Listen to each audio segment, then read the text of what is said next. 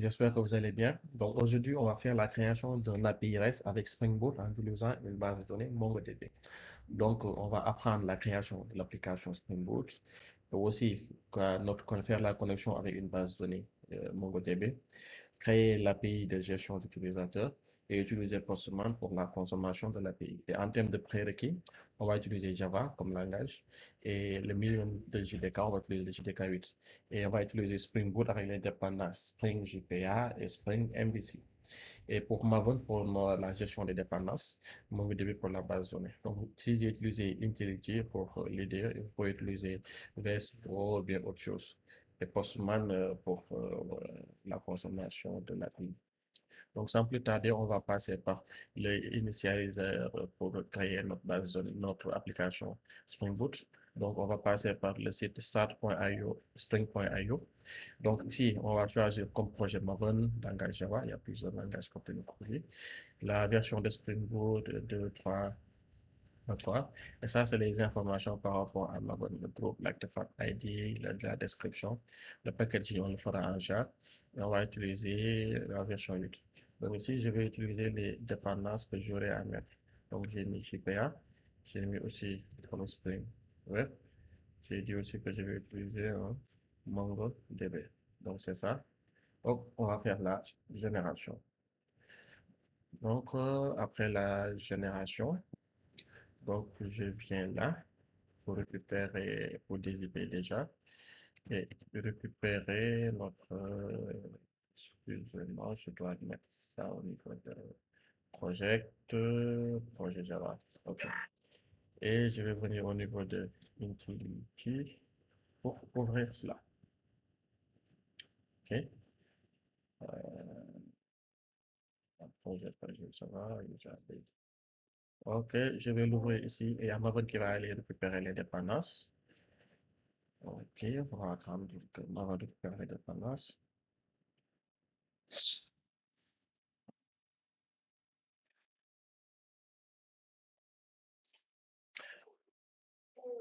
OK, donc Amazon a récupéré les dépendances. Donc vous pouvez voir que notre projet va se l'architecture du projet. On a uniquement ça pour les démos API User Application, c'est le point d'entrée de l'application Spring Boot. Et aussi, si on peut vérifier au niveau de Maven, on a nos dépendances. On a le starter de JPA, on a le starter web et aussi on a le MongoDB qui est là. OK. Donc, comme c'est une application c'est une API qu'on va mettre en place. Donc, dans un premier temps, ce qu'on va faire, c'est une API d'utilisation d'utilisateur. Donc, moi, je vais créer un package. Je vais créer un nouveau package et l'appeler contrôleur, parce que c'est là où on va mettre notre contrôleur après, n'est-ce pas? Et aussi, il y aura un package où on aura notre modèle, parce que comme c'est les utilisateurs, on doit avoir un modèle où on va enregistrer après notre utilisateur. Et comme nom de classe, nous, on va avoir un user seulement. OK. Et aussi, notre contrôleur, on va avoir notre contrôleur comme user contrôleur. Ça va nous permettre de mieux organiser notre travail. OK. Et ici, on va mettre non, parce qu'on aura à utiliser, on va mettre la partie DAO pour la communication avec la base de données et aussi les services pour au moins respecter certains principes pour l'évolutivité du code et autres services. Donc aussi, on va passer par la création de notre, et j'avais même oublié de vous présenter le fichier properties. Donc avec ce fichier properties, on va dire que notre serveur, le port qu'on va utiliser, on va utiliser un port 3000, n'est-ce pas? Et pour les informations sur la base de données, on va utiliser euh, MongoDB. MongoDB database, je vais dire que c'est test DB. Après, pour le Spring.mongo, le host Je peux dire que c'est du local, là. Puis, facteur point, mono point, mono point port. On le port par défaut devant le DB, c'est 27 017, n'est-ce pas? Donc, on va partir sur ça. Et au niveau de notre user, comme on a dit, on va mettre en place une, on va mettre en place un API. Donc, ce qu'on va faire là dans ce moment-là, c'est créer le contrôleur. Donc, ici, il y a ça, un contrôleur, c'est un REST contrôleur. C'est un REST contrôleur. Et aussi, pour le mapping, on va faire un request mapping. Pour le request mapping, ça va être le sommet pour avoir accès à l'application. On va dire que c'est un API, c'est la version 1 et c'est le contrôleur qui gère les utilisateurs, n'est-ce pas? Après, on va passer par le modèle. Donc, on va enrichir notre modèle. On va enrichir notre modèle. On va, pour le modèle, on va l'enrichir. On va mettre comme nom. Bon, comme utilisateur, il va avoir un ID. Donc, je vais faire un privé ID. Après, je vais faire un privé prénom, prénom. J'aurai le prénom. Donc, peut-être je vais mettre un string prénom et un string email, ajouter l'email. N'est-ce pas? Après, ce que je vais faire, c'est faire la génération. Je vais essayer de faire la génération, hein. Essayer de...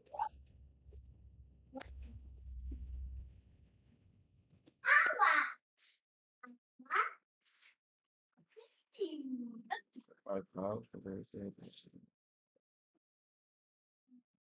de générer les getters et les setters. Et aussi, si possible, faire la génération de tout string.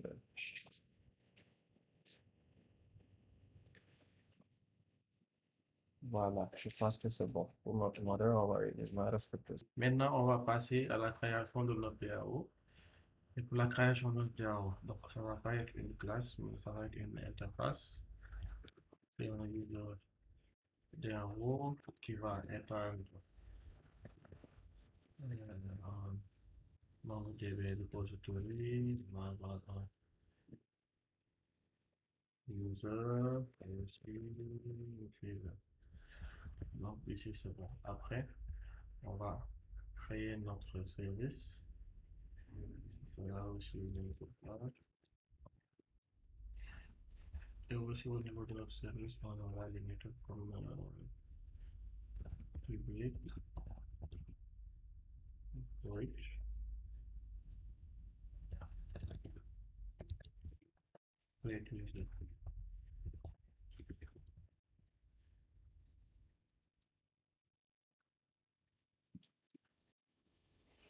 On va préparer ici, on va préparer user.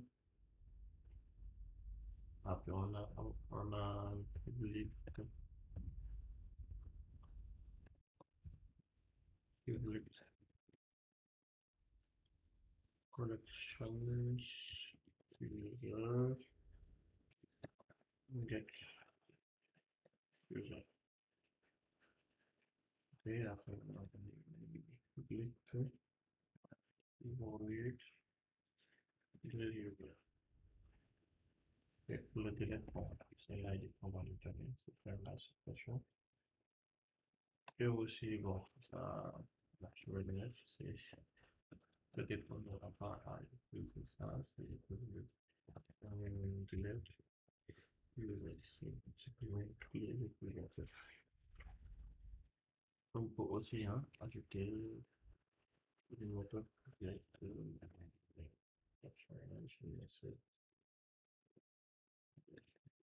ça va bien le add user by ID int ID. Donc voilà pour notre... On a créé notre interface pour le service. Donc maintenant, il faudra qu'on puisse créer l'implémentation. User, service. Vous dites c'est l'implémentation. Et il va étendre user. Il va implémenter. Excusez-moi. OK. Donc je lui demande. Donc je vais ajouter les méthodes. Donc, pour la création d'utilisateurs, donc là, il faut que je fasse appel à notre DAO. Donc, je vais injecter notre DAO. OK, je vais l'appeler user DAO. Je vais l'appeler DAO. Je vais pas me fatiguer. Donc là, on va avoir un DAO.save user. Donc, il va passer la main à notre DAO. Donc, pour la mise à jour aussi, c'est la même chose, hein. C'est un DAO. C'est parce que pour la mise à jour, il va vérifier si ça existe. Et aussi pour notre collection, on va faire un return yahoo.findAll. Ici, on va faire un yahoo.delete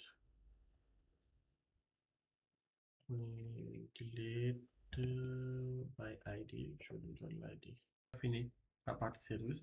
Donc, on va retourner au niveau de notre contrôleur. Et là, on va commencer par injecter notre service. Donc, c'est ce qu'on va faire. On va injecter notre service. Donc, il y a ça. Et aussi, ça s'appelle, je vais ajouter, je vais lui dire que c'est un urbain service. Et là, je vais appeler notre service. Voilà. User service. Donc, et je pense que,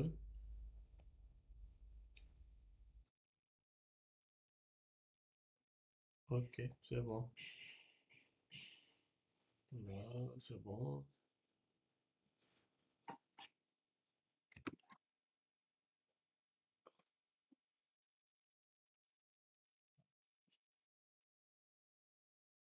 Sur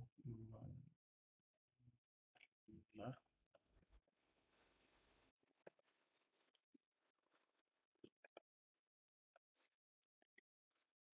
ok. Voilà, service.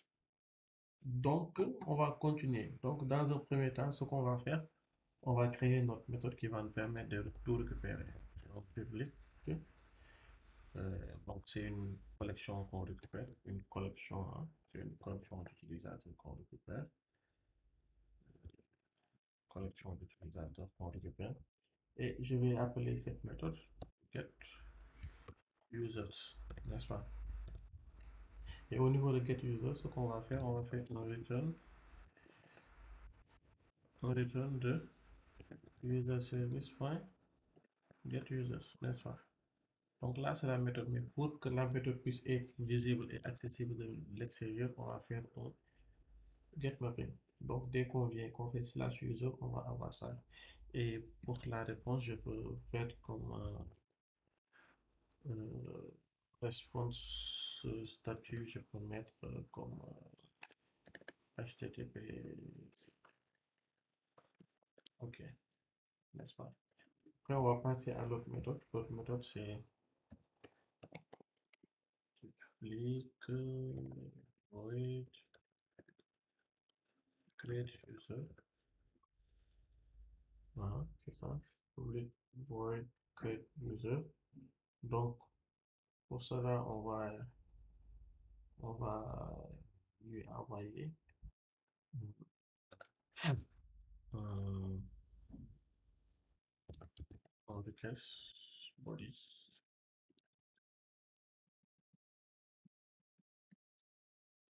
Request body, je vais dire user. Là, je vais appeler service create services. Et donc, là, pour ma part, c'est un post mapping. Là, pour ma part, c'est un post mapping que je vais faire. C'est un post mapping que je vais faire. Voilà.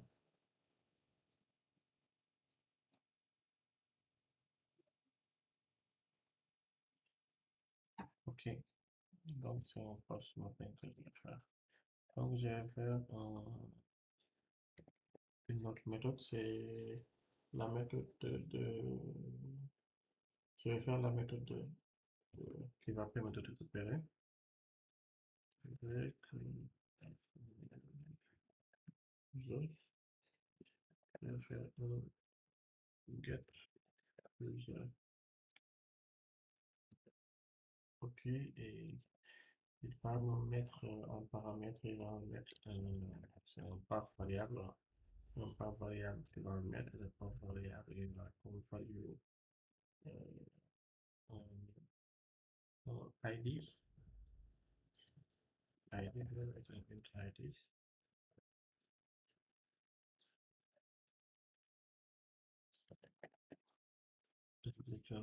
the service by and the ID, c'est ça. Et là, c'est un get mapping. Donc là, il va attendre l'ID, c'est ça. N'est-ce pas? Il va attendre l'ID. Et on va continuer à ajouter les autres méthodes.